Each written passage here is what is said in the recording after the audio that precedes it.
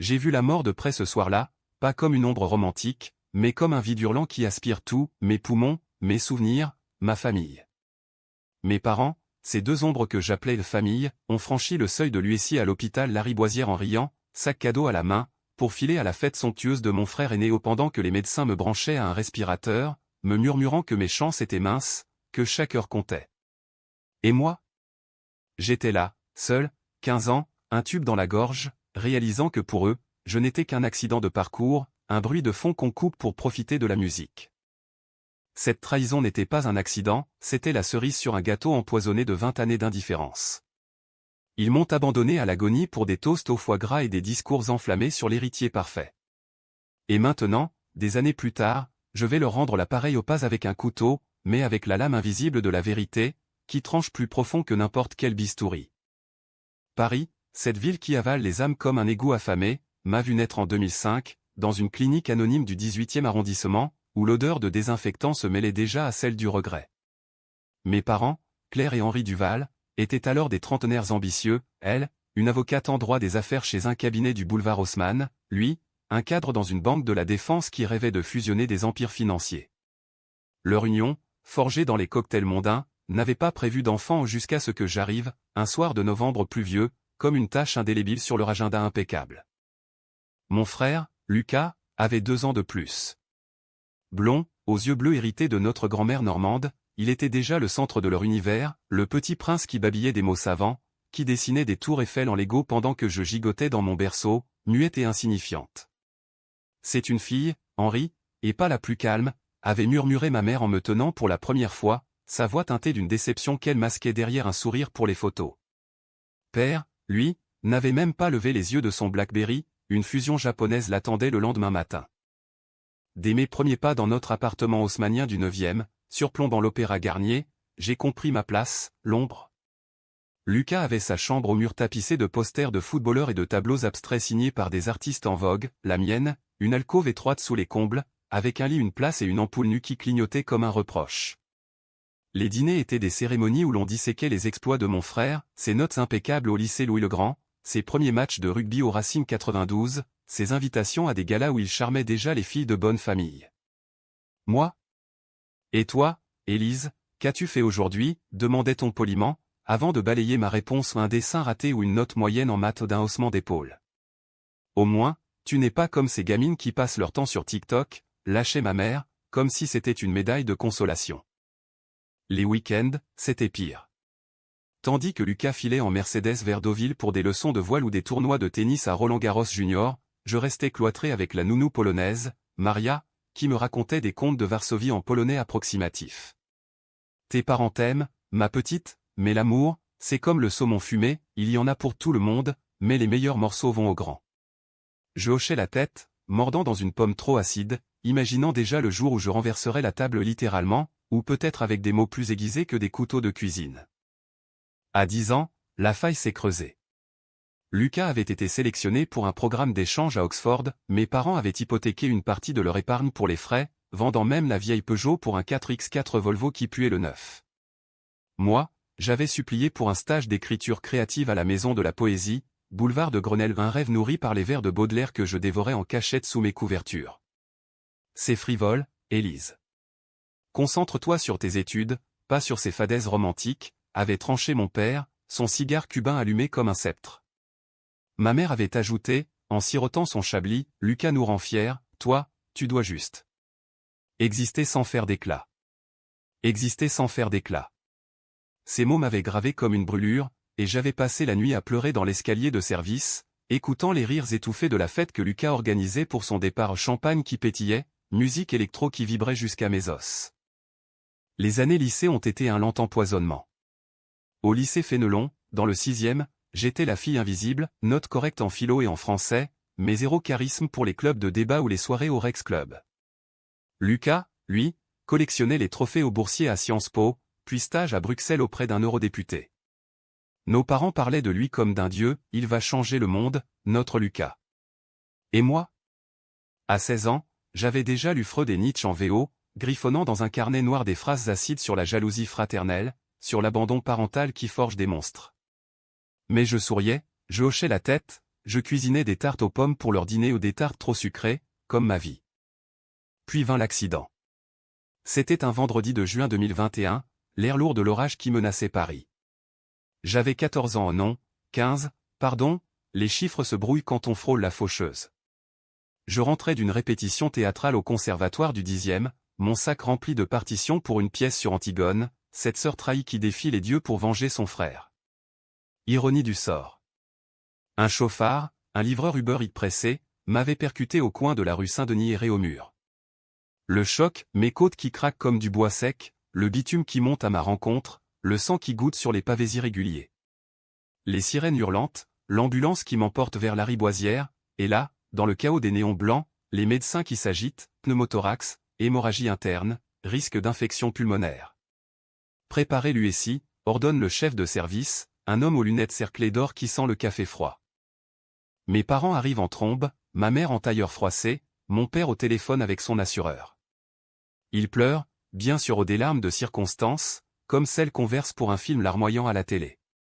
Lucas est là aussi, en jeans slim et chemise Oxford, l'air concerné mais distant, son iPhone vibrant d'invitation pour sa fête d'anniversaire le lendemain, 20 ans, un milestone qu'il fêtait avec une réservation au Fouquet's, traiteur étoilé, digi privé. Ma chérie, on est là, murmure ma mère en serrant ma main froide, mais ses yeux glissent déjà vers l'horloge murale. Le médecin entre, grave, mademoiselle Duval est stable pour l'instant, mais l'USI est nécessaire. Les prochaines heures sont critiques, elle pourrait ne pas respirer calmement, madame. Père blêmi, mais c'est Lucas qui pose la question fatidique, et la fête de demain?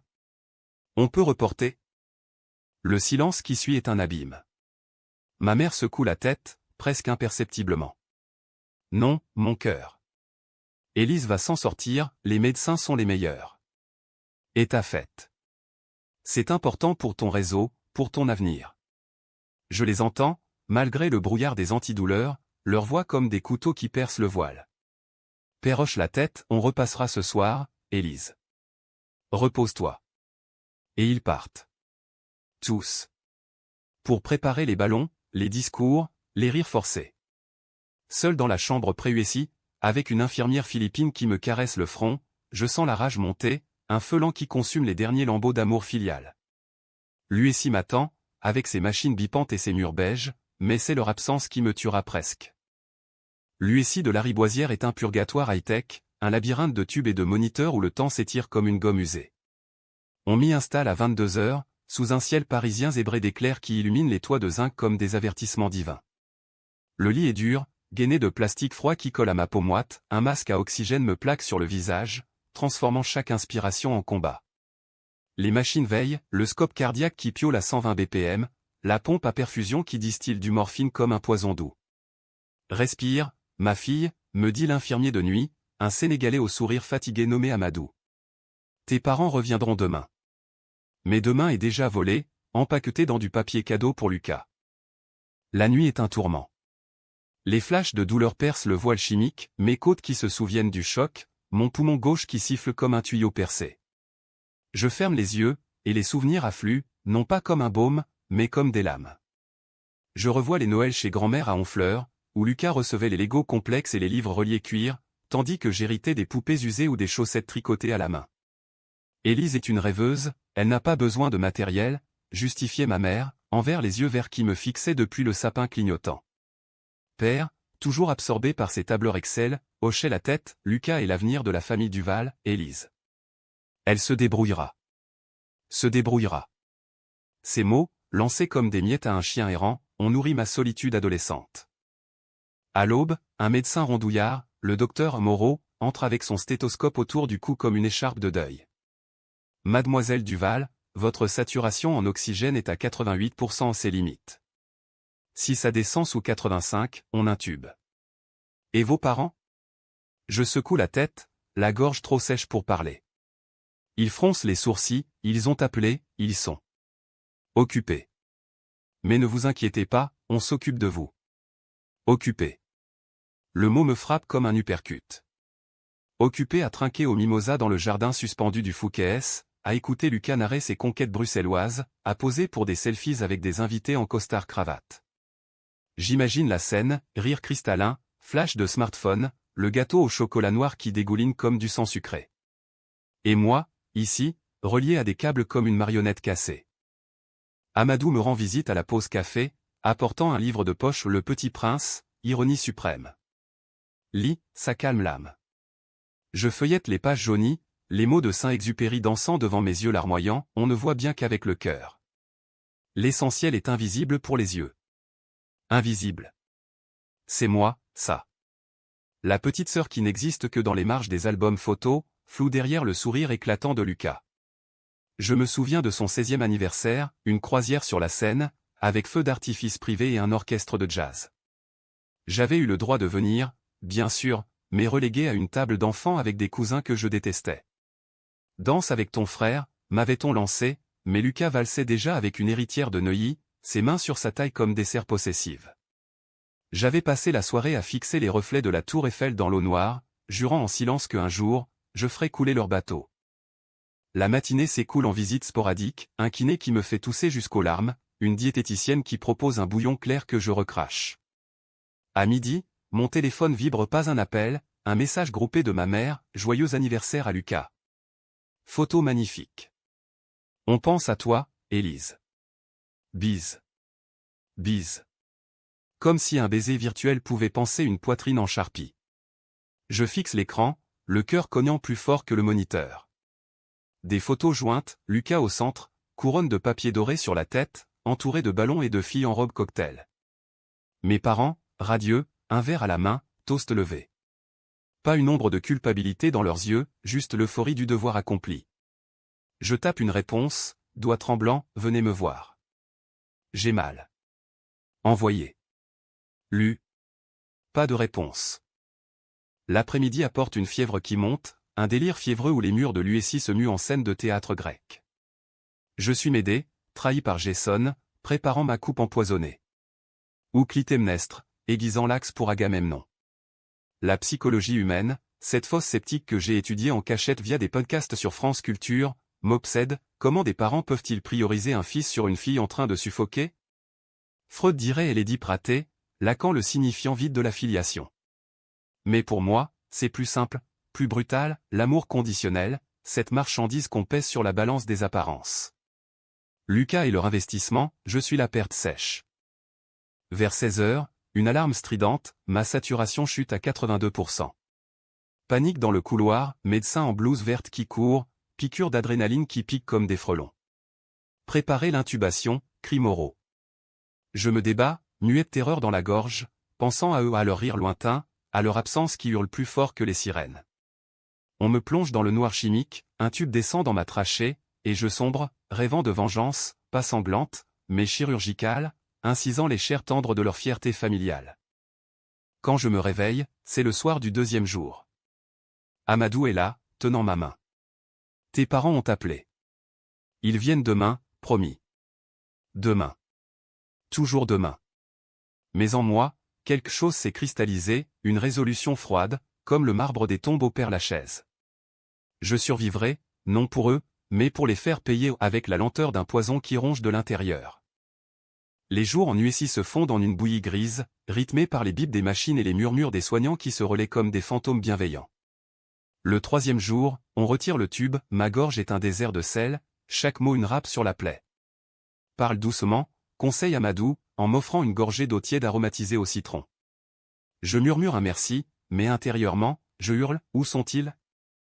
Le docteur Moreau passe en ronde, son bloc-notes à la main, amélioration, Élise. Saturation à 92%. Mais pas de visite prolongée tant que la fièvre persiste. Visite. Le mot est un leurre, mes parents n'ont fait qu'une apparition éclair le 2e matin, 30 minutes chrono, masque sur le nez, regard fuyant. Je me souviens de cette visite comme d'un cauchemar éveillé. Ils étaient entrés, parfumés à la Chanel numéro 5 et au vétiver, contrastant avec l'aseptisé ambiant. Ma mère s'était penchée, lèvres pincées, ma pauvre chérie, tu as l'air si fragile. Un baiser sur le front, froid comme une pièce de monnaie.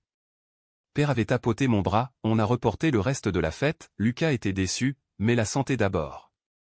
Déçu. Le mot m'avait fait tousser, un rire étouffé qui déclenchait les alarmes.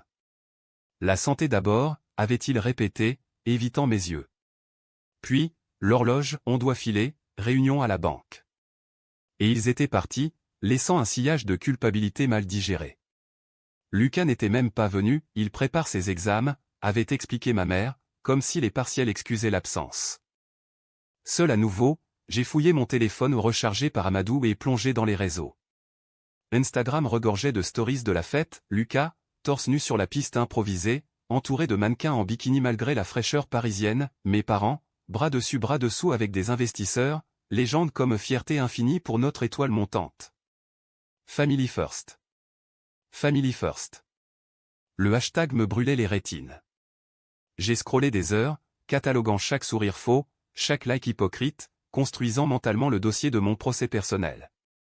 La psychologie du déni parental, il se convainc que c'est pour mon bien, que l'absence forge le caractère. Mais je sais mieux, c'est de la lâcheté drapée en rationalité. Le 4e jour marque un tournant. La fièvre cède, et on me transfère en chambre commune, un pas vers la liberté conditionnelle. La pièce donne sur un jardin intérieur, où des rosiers fanés défilent hiver naissant.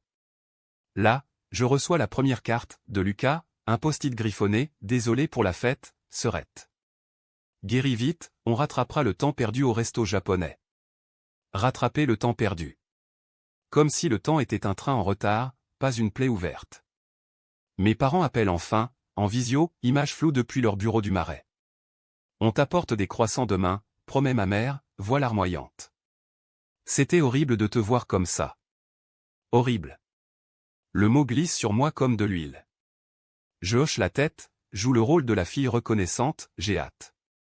Mais en raccrochant, je note mentalement, exploiter leur culpabilité, la laisser mijoter comme un civet. De retour dans le monde, Paris m'accueille avec sa brutalité coutumière, klaxons furieux sur le boulevard, odeur de pissotière au coin des rues, touristes qui mitraillent Notre-Dame en reconstruction.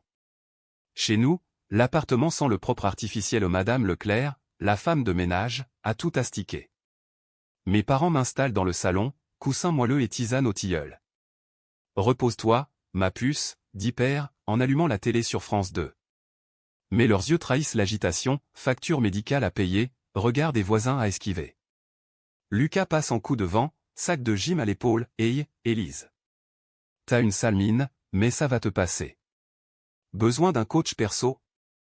Son rire est franc, inconscient, il ne voit pas la fêlure, ou choisit de l'ignorer. Les semaines de convalescence sont un lent décapage de l'âme.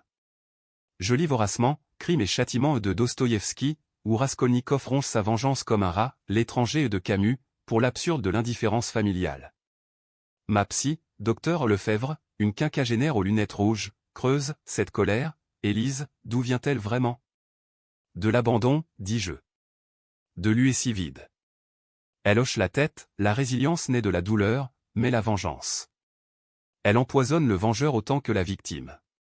Peut-être. Mais je ne cherche pas la paix, je forge une arme. Un soir, lors d'un dîner tendu au pot-au-feu trop salé, vin rouge qui tache la nappe, je lâche la première flèche. Vous vous rappelez la fête de Lucas? J'ai vu les photos. J'étais en train de crever, et vous? Toastier. Silence de mort. Ma mère pâlit, Élise, c'était une erreur. On était paniqués. Père tous, ne dramatise pas, on a fait ce qu'on pouvait. Dramatiser. Le mot allume la mèche. Ce qu'on pouvait? Les médecins disaient que je risquais la septicémie. Et vous avez choisi les bulles de champ en point. Lucas, mal à l'aise, change de sujet, passons à autre chose, ok? Tes envies, c'est l'essentiel. Envie. Grâce à qui? Aux soignants, pas à vous. Cette nuit-là, seul dans mon lit, je trace les plans. Pas de violence brute, ça serait trop facile, trop vulgaire pour une Duval.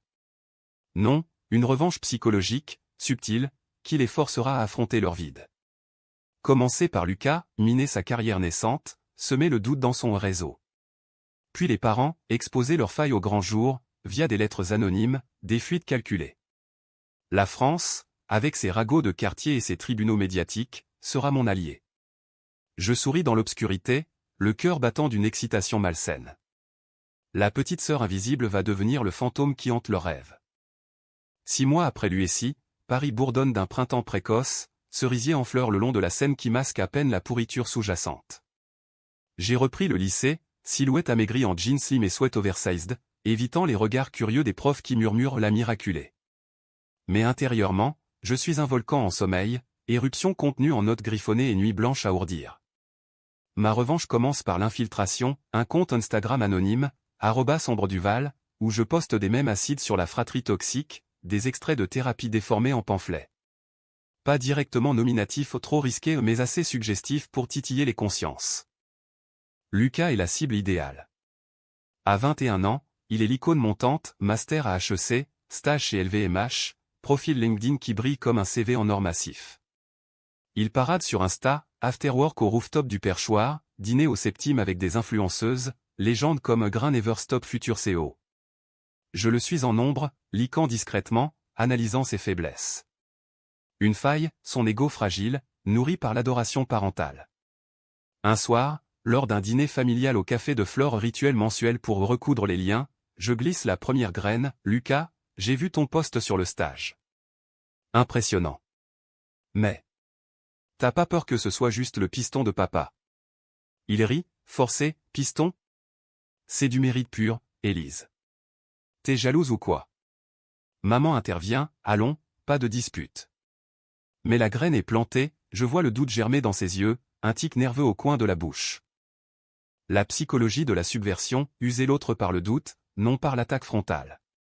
J'envoie un mail anonyme à son boss chez LVMH, via un VPN gratuit, votre stagiaire Lucas Duval excelle en apparence, mais creuser son CV ou héritage familial plus que talent? Jointe, des captures d'écran truquées de mailles paternelles vantant les connexions Duval. Pas illégal, juste insidieux. Lucas panique, il m'appelle, voix tendue, Élise, t'as vu des trucs bizarres sur moi en ligne? Genre, des rumeurs. Je joue l'innocente, non, pourquoi? T'as merdé quelque part? Il raccroche, frustré. Le lendemain, il rate une présentation au stress, dit-il. Papa le console, c'est rien, fiston. On a tous des jours sans. Mais moi, je jubile en silence, mordant dans une madeleine trop sèche. Pour les parents, c'est plus délicat, ils sont blindés par des années de déni. Claire, avec ses audiences au tribunal de commerce, et Henri, ses deals à la bourse. Leur couple craque aux jointures où je les entends se disputer la nuit, reproches sur l'argent dilapidé pour Lucas, sur mon attitude revancharde. J'exploite ça. Une lettre anonyme à maman, postée de Belleville, votre fille se souvient de lui ici. Vous rappelez-vous les toasts au Fouquet's? La vérité sortira, et elle coulera votre réputation. Pas de signature, juste un post-scriptum, Family First, hein.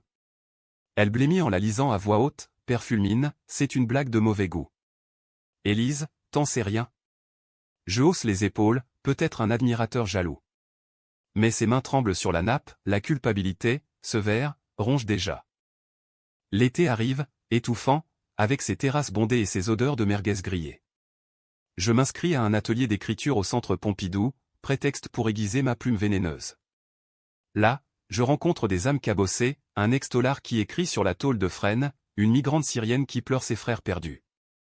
Leurs histoires alimentent la mienne, je ponds un récit court, L'ombre du bal, soumis à un concours de nouvelles chez Gallimard.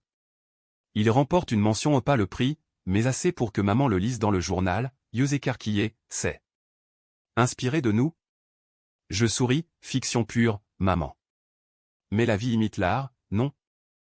La tension monte en août, lors des vacances forcées à Cabourg, Normandie, chez Tata Louise. Plage grise, dune balayée par le vent, et la maison victorienne qui craque comme des os vieux. Lucas y amène sa copine du moment, une blonde filiforme nommée Chloé, étudiante en mode à Parsons. Il parade, bras enlacés, pendant que je lis Madame Bovary sous un parasol délavé, annotant les passages sur l'ennui conjugal. Un soir, autour du barbecue aux saucisses qui crépitent, vin rosé qui coule au Chloé lâche, Lucas m'a raconté ton accident. Dur, hein?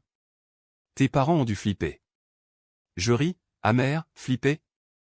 Ils ont fêté son anniv le jour même. Priorité familiale. Lucas s'étouffe sur sa bière, c'est pas vrai. On était mort d'inquiétude. Chloé fronce les sourcils, et je vois le doute s'installer, une fissure dans leur idylle parfaite. De retour à Paris, l'escalade. Je hackais au pas vraiment, juste un mot de passe facile deviné l'ordi de Lucas pour planter un faux mail compromettant, une proposition de pot de vin pour un job. Il le découvre, panique totale, appelle papa en larmes. Henri, furieux, convoque une réunion familiale au salon. Qui fait ça? C'est du sabotage.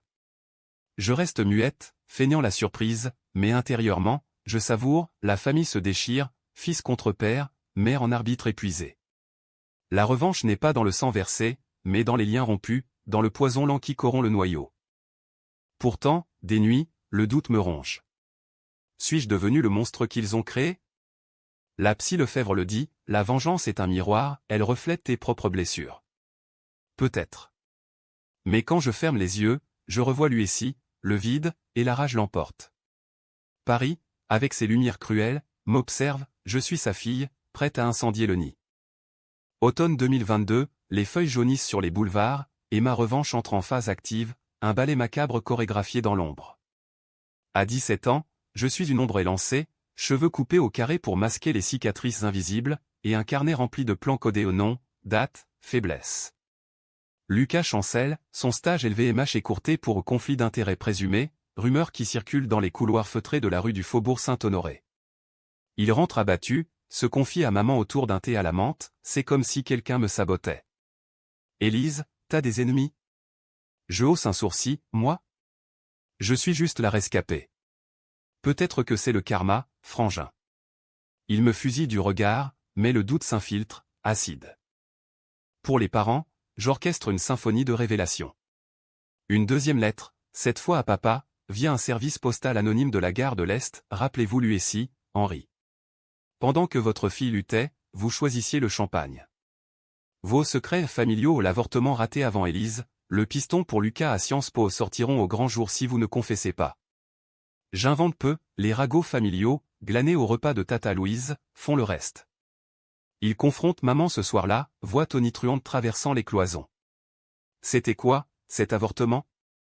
Et Lucas, c'était du piston? Elle sanglote, pour son bien.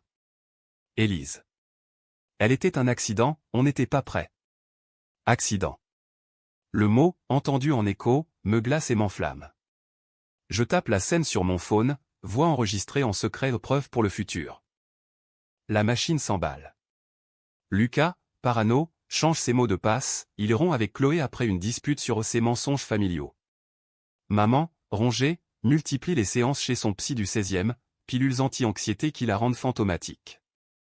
Papa boit plus, ses deals à la bourse virant au rouge. Lors d'un Noël forcé à la campagne, près de Fontainebleau, la cocotte explose. Autour de la dinde au marron, je pose la question innocente, pourquoi Lucas a toujours tout, et moi rien? L'Uessi, c'était la goutte. Silence. Puis papa, parce qu'il est un fils, Élise. L'héritier. Maman pleure, on t'aime, mais... Tu n'as jamais été comme lui. Lucas explose, c'est toi qui fais ces lettres, hein? La jalouse de service. Je ris, froid, jalouse? Non. Juste lucide. Vous m'avez tué ce jour-là, à l'hôpital. Et je vous rends la mort, goutte à goutte. Le scandale éclate en janvier, via un article anonyme soumis au Canard enchaîné les Duval, Champagne en Uessi, secret de famille en vrac. Pas de nom complet, mais assez pour que les collègues murmurent. Papa perd un client majeur, maman rate une promotion. Lucas, recalé à un entretien chez MC Kinsey, sombre en dépression, thérapie payée par papa qui grince des dents. Je les observe de ma chambre, feignant l'empathie, soupe portée au lit, mots doux. Mais la nuit, je jubile, le cœur serré d'un plaisir coupable. La psychologie de la destruction, elle libère, mais laisse un vide plus grand. Un soir de février, pluvieux, Lucas frappe à ma porte. Yeux rougis, t-shirt froissé, c'est toi, Élise. À vous. Pourquoi? Je le laisse entrer, ferme la porte. Parce que l'Uessi m'a appris la vérité, vous êtes des égoïstes. Et la vengeance, c'est mon oxygène. Il s'effondre, sanglot, je savais pas. J'étais con. Pardon fragile, mais sincère? Peut-être. Je le serre, sœur enfin, mais le poison est injecté. Trop tard, Lucas. Mais on peut reconstruire. À mes conditions. Les parents convoquent une thérapie familiale chez Lefebvre. Divan inconfortable, tisane fade. On a failli, Élise, admet papa, voix brisée. Maman, pardonne-nous. Je pleure vrai, cette fois. Peut-être. Mais les cicatrices restent. La séance finit en accolade maladroite, mais je sais, la graine est semée. Ma revanche n'est pas finie, elle mute en contrôle. Printemps revient, et avec lui, ma renaissance. Bourse au lycée pour un projet d'écriture, ami vrai au Pompidou. La famille chancelle, mais je la redresse à mon image. Vengeance accomplie? Pas tout à fait. Mais le pouvoir, ce goût amer, m'enivre. Été 2023, Paris s'alanguit sous un soleil impitoyable, terrasse des cafés débordant de rires forcés, et ma famille, ce théâtre d'ombre, joue sa dernier acte sous ma direction invisible. À 18 ans, je suis Élise Duval, non plus victime, mais marionnettiste, diplôme en poche, inscription à la Sorbonne en psycho, et un manuscrit en gestation à abandon en USI, semi-autobiographique, soumis à un éditeur du quartier latin. Les Duval se raccommodent en surface, dîner au relais de l'Entrecôte, où l'on rit jaune de l'année difficile. Mais sous la croûte, les plaies suintent. Lucas a changé, barbe naissante, yeux hantés, il bosse comme consultant freelance, évitant les pistons familiaux. Il m'appelle sœur avec une déférence nouvelle, m'invitant à des expos au Palais de Tokyo. T'as raison, Élise. J'étais aveugle. Sa thérapie l'a écorché, il avoue des nuits à rêver de mon lit d'hôpital, de nos parents riant en fond. Maman, elle, a quitté le cabinet pour un poste associatif défense des victimes d'abandon médical, ironie que je savoure en silence. Ça m'a ouvert les yeux, dit-elle, en me servant un thé vert bio. Papa, grisonnant prématurément, a réduit ses heures à la banque, lisant des essais sur l'éducation toxique. On t'a volé ton enfance, Élise. Désolé ne suffit pas, mais... Il paie mes frais d'études, un baume financier sur la brûlure psychique. Ma vengeance culmine en septembre, lors d'une soirée d'anniversaire le mien, cette fois, 18 bougies vacillantes sur un gâteau au chocolat noir, chez nous. Invité trié, Amadou de l'USI, devenu oncle d'adoption, des potes du Pompidou, pas de faux semblants. Mes parents trinquent, maladroits, à toi, notre guerrière. Lucas offre un collier au pendentif en forme de poumon stylisé, pour respirer libre. Je l'accepte, mais au dessert, je lâche la bombe, lecture d'un extrait de mon manuscrit. Ce soir-là, en USI, seul avec les bips des machines, j'ai vu clair, l'amour parental est un contrat, et vous aviez rompu le vôtre. Mais de cette trahison naît la force la mienne, qui vous a forcé à regarder en face. Silence assourdissant. Maman étouffe un sanglot, papa hoche la tête, fier malgré la honte. Lucas, c'est puissant. Publie-le. Le livre sort en mars 2024, chez un petit éditeur indépendant, 200 pages de rage ciselée, préface par Lefebvre. Critique mitigée au cru, comme un Welbeck familial mais vente modeste, assez pour un buzz sur France Inter. Mes parents achètent des cartons, Lucas le dédicace à ses potes. La revanche n'est plus destruction, mais catharsis, il confesse publiquement, interview au Monde où maman admet, on a priorisé le fils, on a presque perdu la fille. Papa, lui si nous hante encore. Moi, en promo au salon du livre, je signe des exemplaires, sourire serein, c'est pour guérir, pas pour blesser. Pourtant, la psychologie profonde persiste, des nuits où l'USI ressurgit, tube et solitude, me rappelant que la vengeance guérit mal. Lucas se marie en 2025, à Deauville, je suis demoiselle d'honneur, mais avec une clause, pas de cadeaux somptueux, juste nous. Les parents, vieillis, voyagent moins, lisent plus mes livres, surtout. Un soir d'hiver, devant un feu de cheminée, papa me tend une lettre, ton pardon, Élise. Je la déchire doucement, pas besoin. On recommence à zéro. Paris, éternelle indifférente, m'a vu renaître des cendres familiales. La revanche m'a forgé, plus fragile, plus acéré. Et si la mort rôde encore, je sais maintenant, je respire pour moi, pas pour eux. Fin. Non, juste un chapitre clos, dans le roman inachevé de la vie.